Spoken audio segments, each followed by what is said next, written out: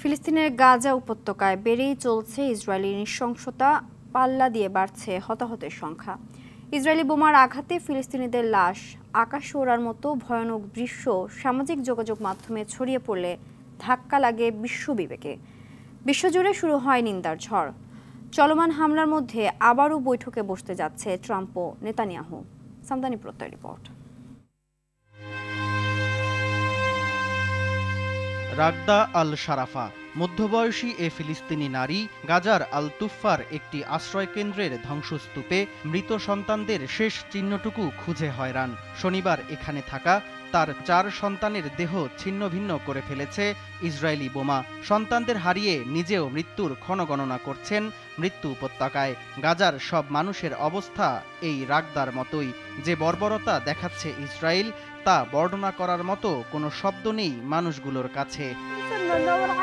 আমার পরিবারের সবাই মারা গেছে। আমি যখনই ওদের বিমান দেখি তখনই বলি, আল্লাহ ওটা যেন আমাকে আঘাত করে। আমি জান্নাতে আমার সন্তানদের সাথে দেখা করতে চাই। আমার আর কিছুই চাওয়ার নেই।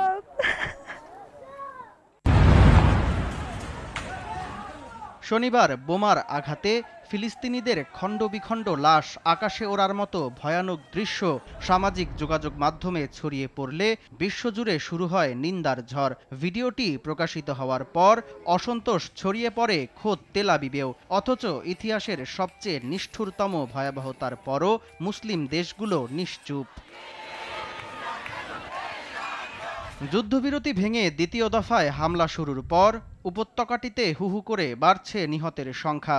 সবশেষ 24 ঘন্টায় গাজার বিভিন্ন স্থানে হামলায় অন্তত 46 জন নিহত হয়েছে। নতুন করে আবারও দুর্ভিক্ষের আশঙ্কা দেখা দিয়েছে। উপত্যকাটি থেকে বাস্তুচ্যুত হয়েছে অন্তত 19 লাখ ফিলিস্তিনি।